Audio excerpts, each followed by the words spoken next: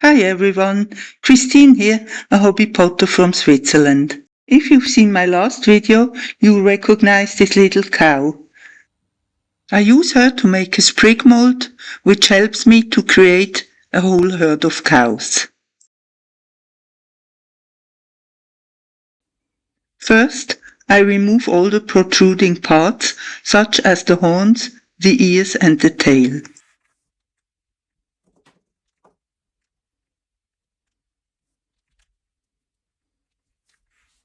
Then, using a ruler and a small wooden stick, I draw a deep straight line along the cow's back so that I can make a vertical cut here.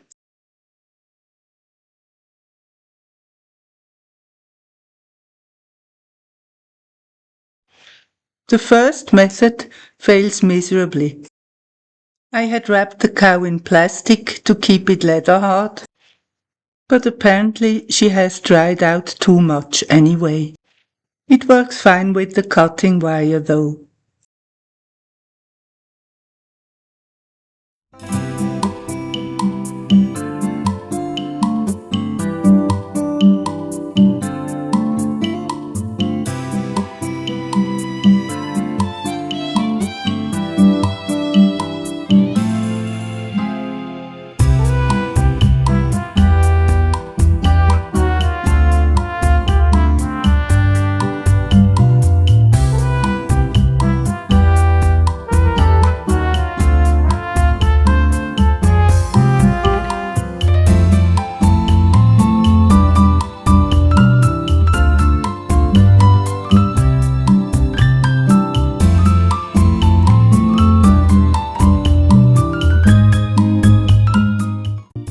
You can make a simple mold using 4 planks, 4 angle brackets and 8 screws.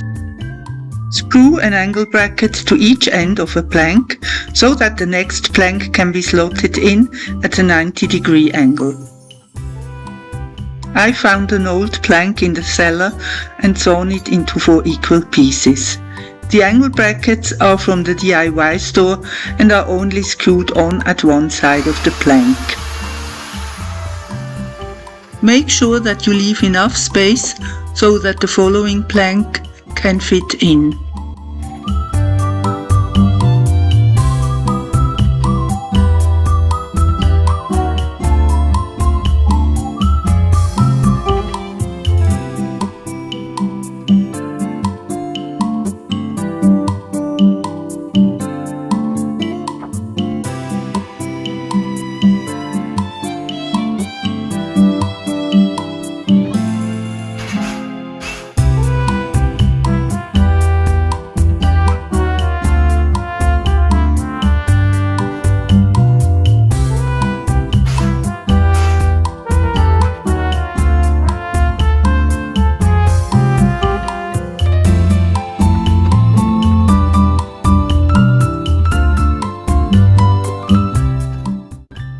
The advantage of this mold is that it can be used several times and for pieces of different sizes, even if the planks are a bit warped.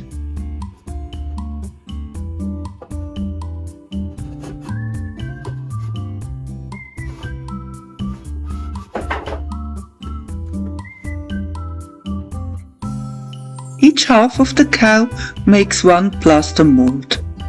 Whilst I'm preparing one half of the plaster cast, I'd like to explain the advantages of this method to you. Normally, a plaster or silicone mold is used for casting with clay slip. However, I want to create a cow with thick walls, which I can then modify significantly, as you'll see later in this video. Here, I fill the gap between the cow's leg and the board with clay, so that no plaster can seep underneath. Another advantage is that the sprig mold saves me the trouble of building up the cow, so I can focus straight away on her expression and movements.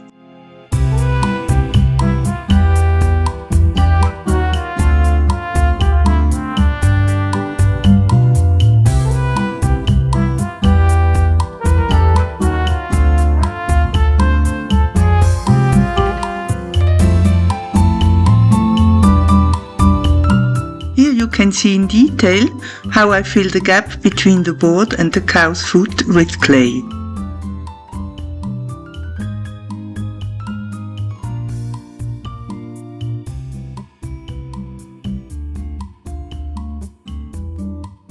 I also make sure that the clay roll I've inserted widens out against the board. The crucial part is sticking the cow firmly against the board so that no plaster can seep in.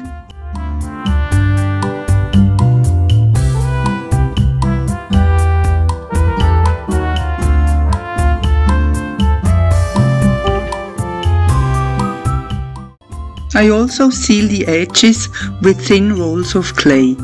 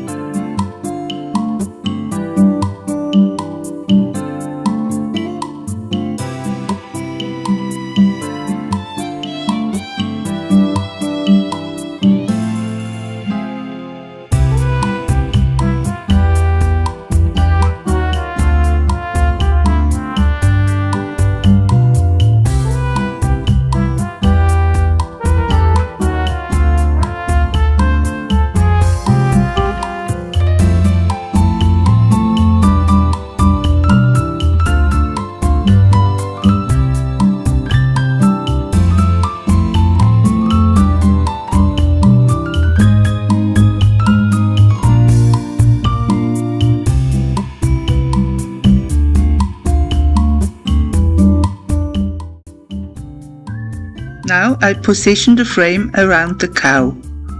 The flexible design allows me to adjust the frame so that there is about 2 cm of space left on each side.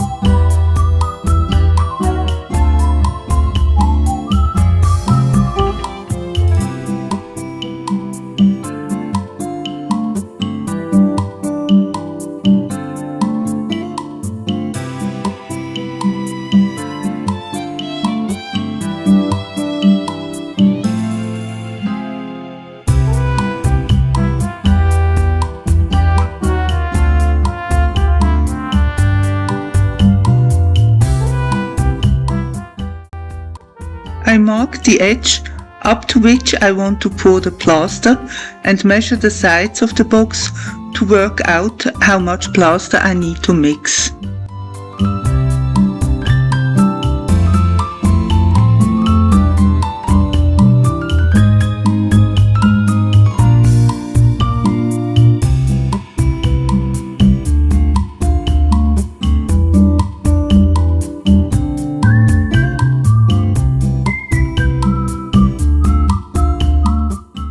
By multiplying length, width and height, I can find out how much water I need.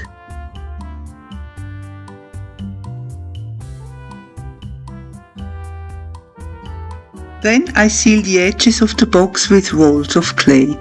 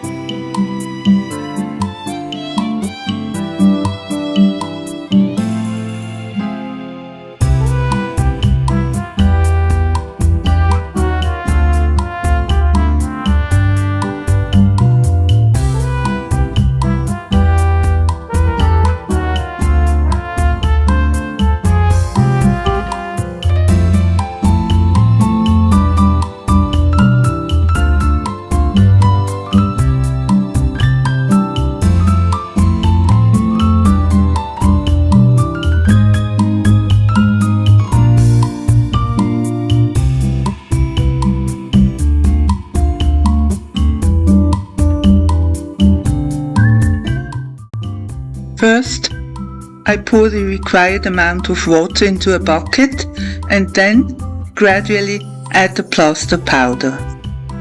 If possible, do this outdoors and wear a dust mask. You can find plaster at DIY stores where it's much cheaper than in shops selling craft or pottery supplies. I keep adding plaster to the water until an island forms.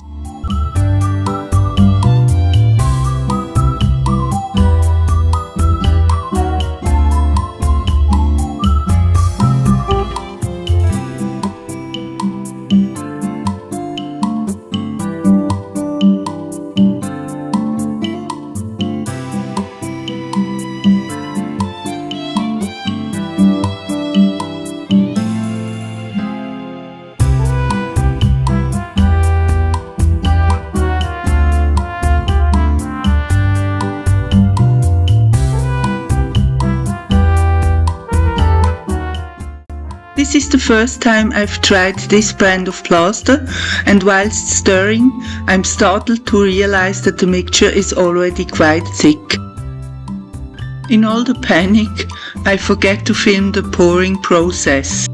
But I also plan to do a video about slip casting, so hopefully you'll get to see it then.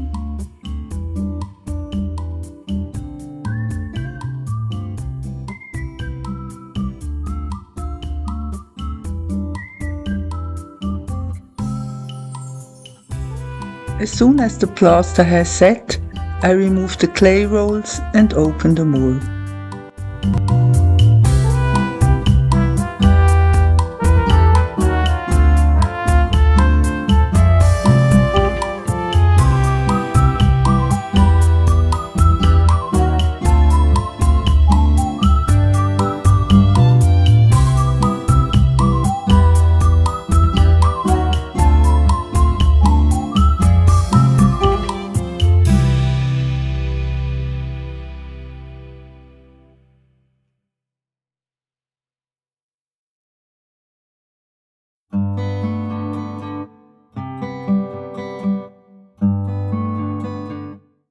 And voila, the first plaster half is ready.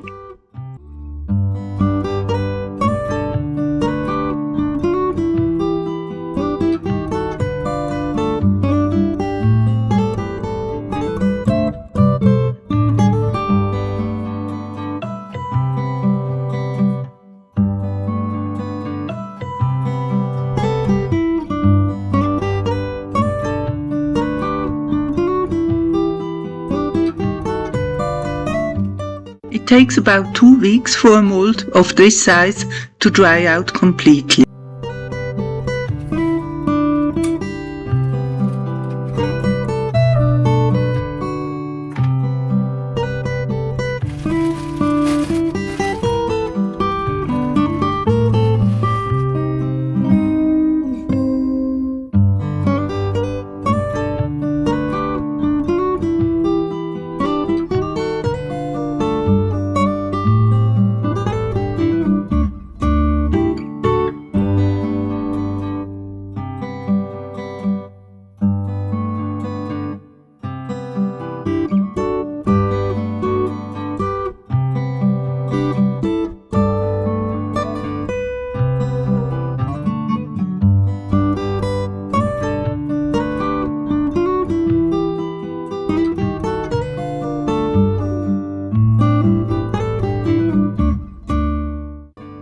To make it easier to lift the legs out of the mould, I line the mould with a piece of cloth beforehand.